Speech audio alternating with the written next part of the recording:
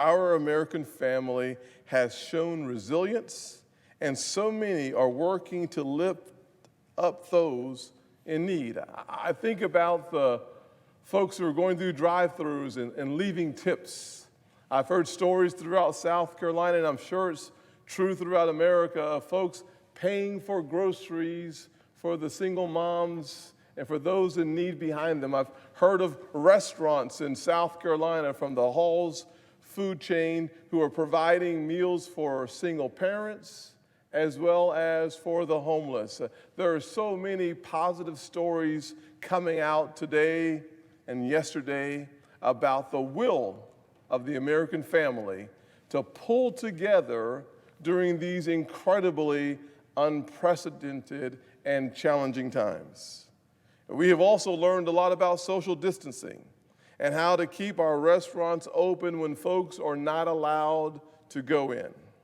Schools have had to close down and shift to only online learning environments, taxing both parents, as I understand, and teachers. Many workers have been furloughed or laid off.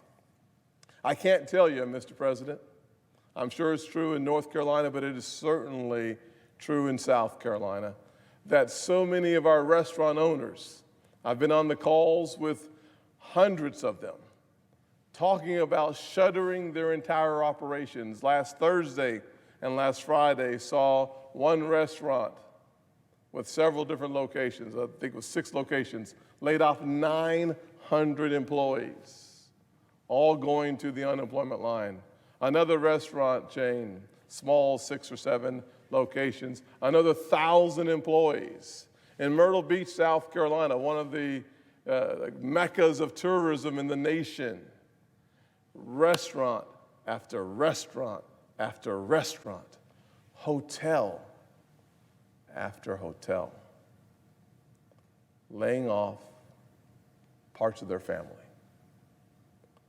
Workers who have become family members over a decade or two of working at the same place, serving amazing people, today without work, today without the paycheck that gives them the glue, not only to keep their families together, but to keep their finances together.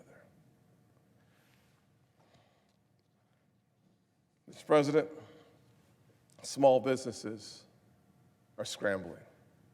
I've run 3 different small businesses.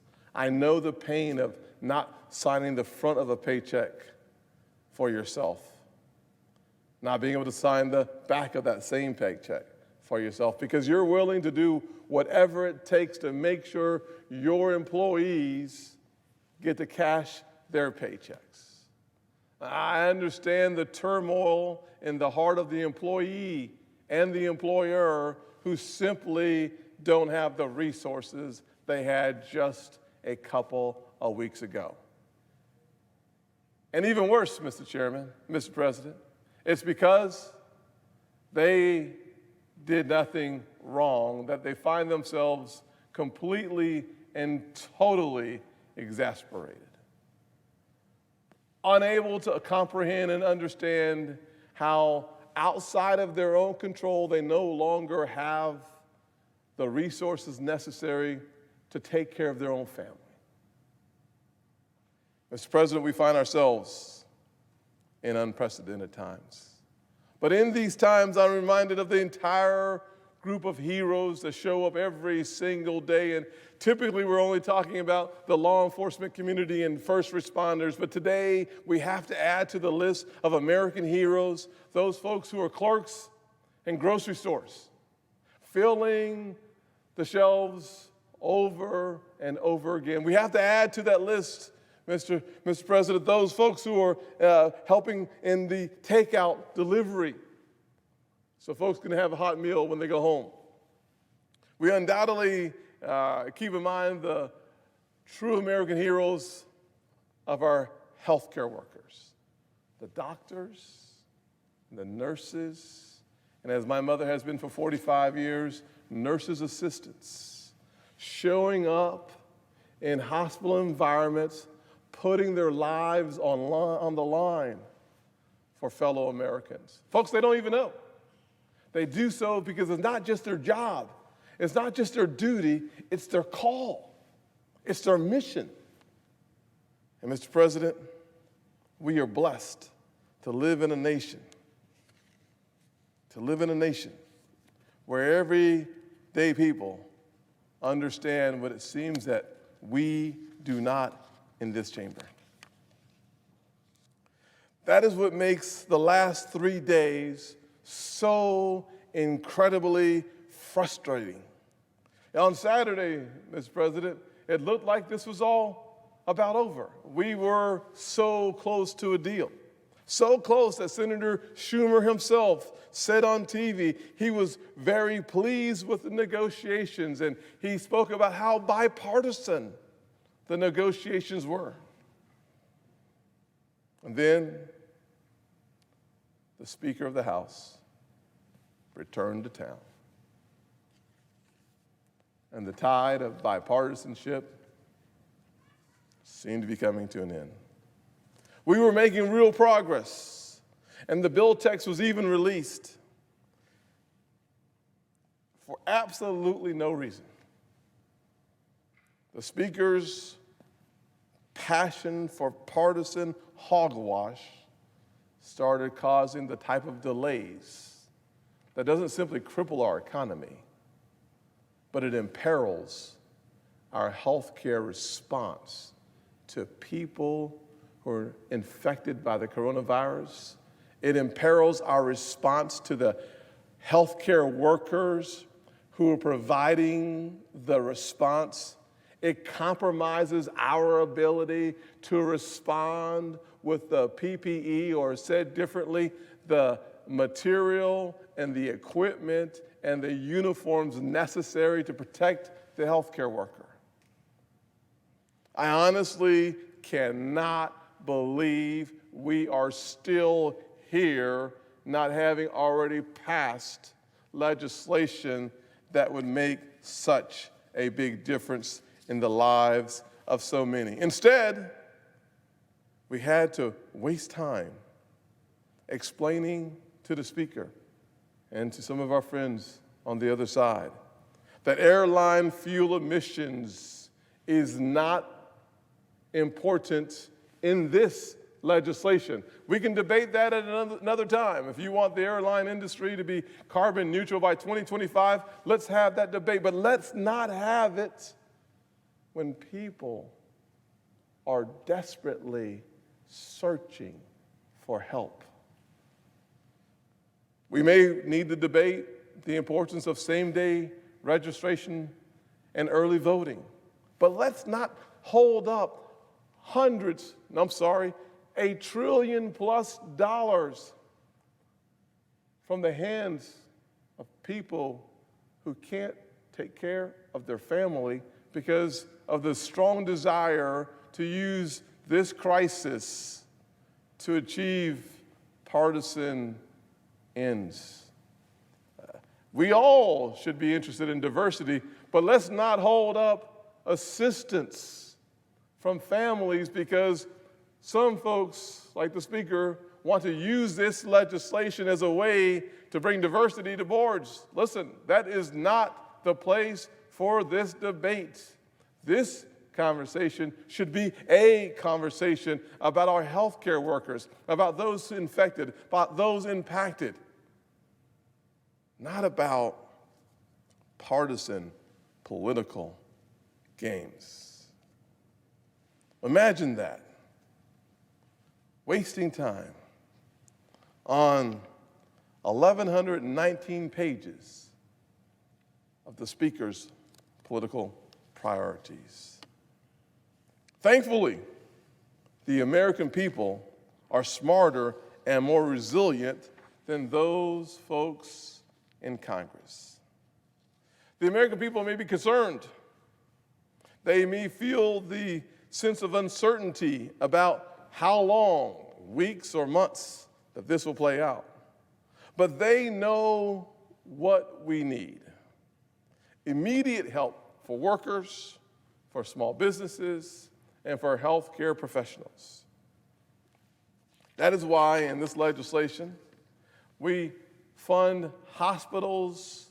More than $70 billion for hospitals are being held up right now. More than $20 billion for veterans held up right now. Tens of billions of dollars for vaccines, billions of dollars for the CDC, billions of dollars for FEMA, billions of dollars in block grants for the states, billions of dollars, tens of billions of dollars of emergency assistance for public transportation so you can get there. Held up. What are they blocking? Well, they're blocking hundreds of billions of dollars in unemployment relief. Let me say it differently. In South Carolina, the maximum benefit for unemployment is $326 a week. If you're making $30 an hour or $60,000 a year, $5,000 a month, $1,250 a week, the maximum benefit currently is $326 in South Carolina. It's $327 in Tennessee. In our legislation, no less than $600 additional dollars would flow to the unemployed. But not just the traditional unemployed as we have always defined it, but we have expanded the definition of unemployment who would be eligible to include the 1099 or the person working for themselves. Because we want to make sure that the average person in this nation who is taking the risk and taking the chance to do something that they've always dreamed of doing and they're working for themselves, that if this crisis has caused you to lose your paycheck and you're self-employed, we in a bipartisan fashion wove together legislation that takes you into consideration. So instead of getting the 326 in South Carolina or the 327 in Tennessee, you receive more than $600 additional dollars on top of that because we know the crisis that you are in is not of your own making.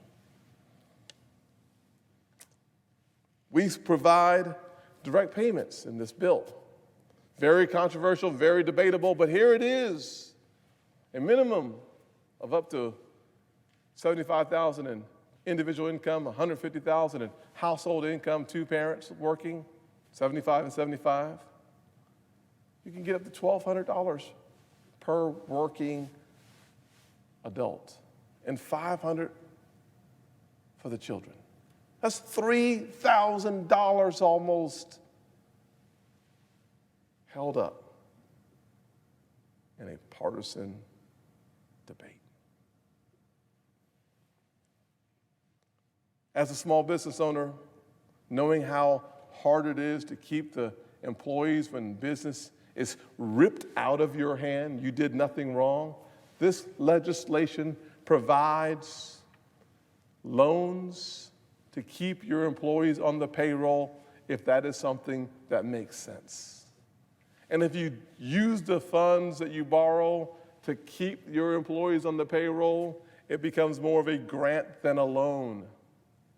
That's a good thing because it's far cheaper for your employer to keep you on the payroll than it is to gamble in the unemployment insurance line. So, I am thankful to the American people. Thankful to the American people because they have provided us everything. They've provided us examples of hope, reasons to be optimistic, the picture of strength, tenacity, and toughness. And most importantly, in the midst of a crisis, they've provided us a picture of unity. People helping people. That's the part of the story that we haven't heard a lot about. People helping people. So as this charade finally comes to a close, hopefully by the time we go to sleep tonight, I want to tell my folks back home in South Carolina and the doctors in Washington State, the nurses in New York City, and the restaurant owner in Myrtle Beach. One thing. Thank you. Thank you for showing us all what it means to be an American, especially during unprecedented times. Thank you for reminding those blinded by politics in Washington what the actual goal really is. I know America will not simply survive. America will, in fact, thrive in the aftermath of this crisis. I know it because I know many, many Americans, and that's what we do. God has blessed the United States of America. Let us be a blessing to each other and get this done.